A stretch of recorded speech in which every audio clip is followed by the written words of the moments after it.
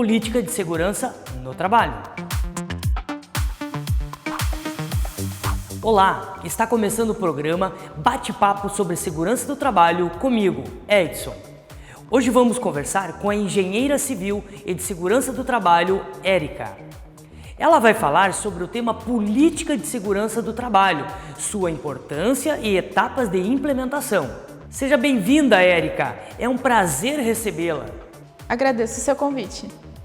Érica, muito embora a política de segurança do trabalho seja um tema bastante difundido em instituições públicas, empresas e outro tipo de organizações, ela ainda precisa ser discutida e implementada por inúmeras outras empresas. Qual seria o conceito de política de saúde e segurança no trabalho?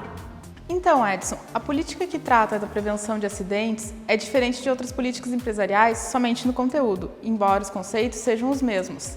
Trata-se de documento normativo que estabelece uma linha de conduta a ser observada pelas pessoas e pelos setores da empresa. Nisso, incluem-se os serviços especializados de engenharia de segurança e medicina do trabalho, SESMIT, como órgão da empresa, e a Comissão Interna de Prevenção de Acidentes, CIPA, como comissão legalmente constituída. Assim, a política abrange principalmente as atividades relacionadas à engenharia de segurança e medicina do trabalho e pode ser descrita em um único texto ou em um texto individual para cada setor. Independentemente do modo como seja redigido o texto, deve levar as atividades a se encontrarem nos pontos em que devem se complementar e caminhar juntas.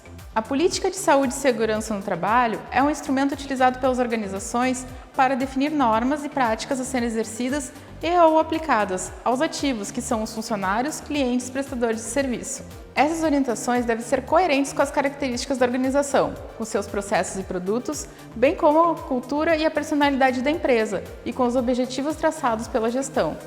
Portanto, a política deve ser coerente com os riscos, com a legislação e com o propósito de melhoria contínua. Além disso, deve ser compreendida por todos e comunicada à organização. O objetivo básico de uma política de saúde e segurança do trabalho é envolver todos os níveis da empresa e apresentar, de forma clara, a real importância da segurança do trabalho, para possibilitar que todos sejam convidados a participar e a detectar riscos e perigos existentes. Isso torna possível uma atuação conjunta em prol da maior qualidade de vida e segurança nos locais de trabalho. É possível definir também a política de saúde e segurança no trabalho como o norte, isto é, o direcionador para implementar e aprimorar o sistema de gestão em SST da organização, de modo a permitir que o desempenho de SST seja mantido e potencialmente aperfeiçoado. Érica, a aluna Andressa nos enviou uma pergunta. Ela gostaria que você explicasse por que é importante implantar uma política de segurança e saúde no trabalho em uma empresa. Também pergunta: quais são os riscos caso a preocupação com o tema não seja levada em consideração? Uma política de segurança e saúde no trabalho é fundamental para qualquer empresa, independentemente do seu tamanho, setor econômico ou faturamento. É nela que se define o compromisso da liderança com a segurança e o bem-estar dos colaboradores, os papéis e as responsabilidades de todos no processo e as principais ações para que o ambiente de trabalho seja seguro e saudável para todos. Empresas que não priorizam a SST sofrem o reflexo dessa decisão no bolso. Um dos impactos financeiros é no FAP, Fator Acidentário de Prevenção. Esta alíquota pode duplicar os custos que a empresa tem com o Seguro de Acidentes do Trabalho, o SAT.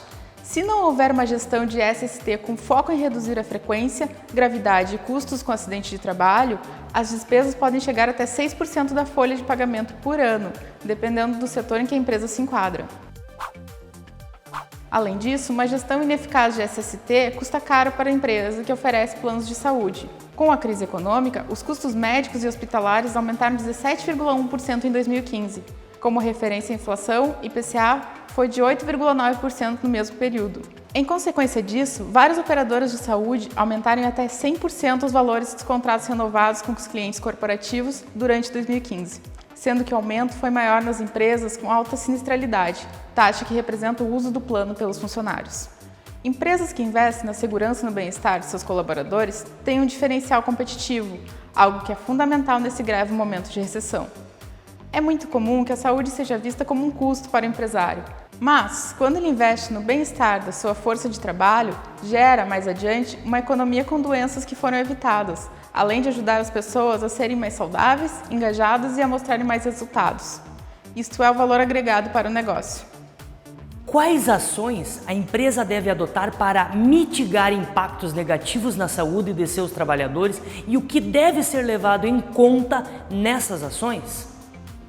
Nos últimos anos, observando os dados do INSS de auxílio-doença no Brasil, percebemos que o número de acidentes de trabalho vem diminuindo, com um aumento gradual de afastamentos devido a doenças crônicas, como doenças cardiovasculares, problemas musculoesqueléticos, depressão e ansiedade.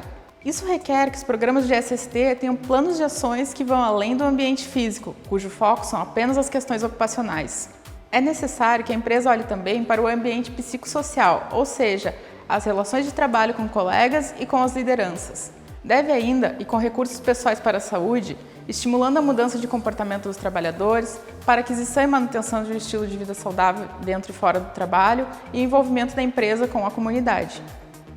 Como engajar os colaboradores nessas ações e incentivá-los a adotar o estilo de vida mais saudável sugerido nas atividades? Para que o engajamento ocorra de modo sustentável, é necessário que os programas ofereçam abordagens diferenciadas de mobilização das pessoas na empresa. Se há fatores de risco para uma pessoa e ela não sabe disso, são necessárias ações de conscientização, como avaliações de risco da saúde. Outros que já conhecem seus fatores de risco, mas que não fazem nada para cuidar da saúde, necessitam de estratégias de motivação. Para aqueles que já são motivados, atividades de coaching em saúde podem aumentar as habilidades de cuidado, gerando economia com doenças e tratamentos evitáveis. Finalmente, para se pensar em uma adesão dos empregados a longo prazo nas práticas, é importante que as empresas ofereçam o máximo possível de oportunidade. As pessoas devem se sentir valorizadas e devem ser lembradas de como as suas escolhas afetam a sua saúde. Como a empresa pode ajudar seus colaboradores a terem uma saúde melhor e que impacte menos a sua competitividade?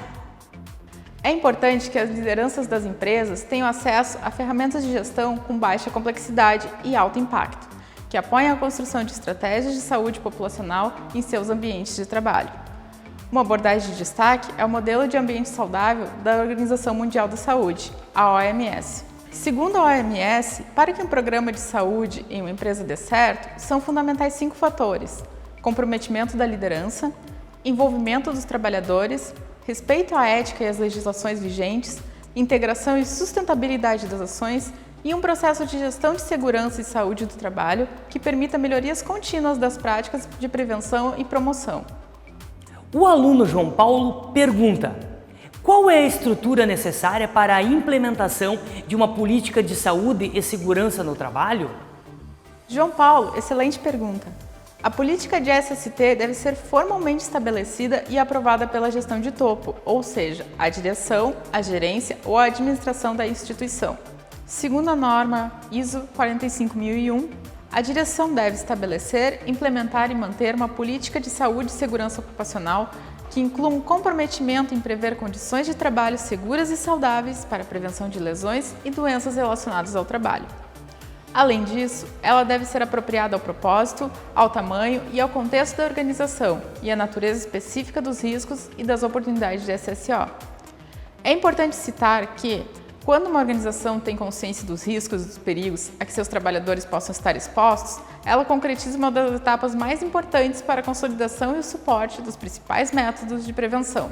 Ela deve também fornecer uma estrutura para o estabelecimento dos objetivos de SSO.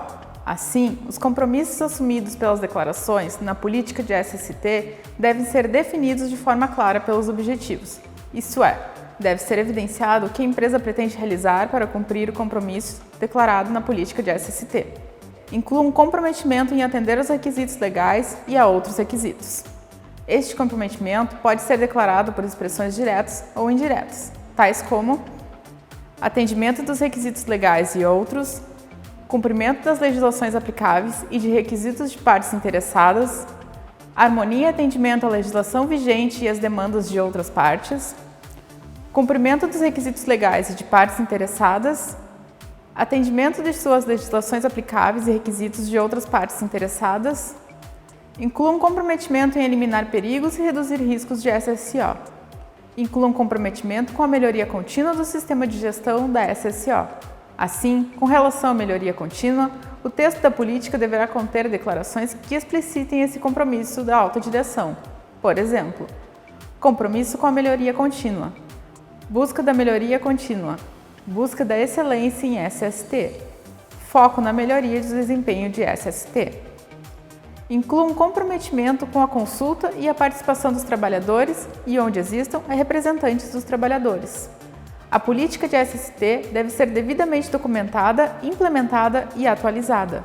Assim, a política da empresa, em forma de documento, deve ser submetida à aprovação da alta direção da empresa, podendo fazer parte de um manual ou de outro documento definido pela empresa.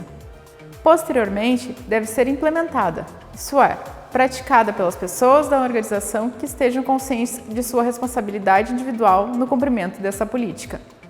A política de SSO deve refletir com integridade as verdadeiras intenções da organização quanto ao desempenho de SSO desejado, ou seja, ela deve ser comunicada na organização para que todos saibam quais são as suas obrigações individuais em matérias de SST.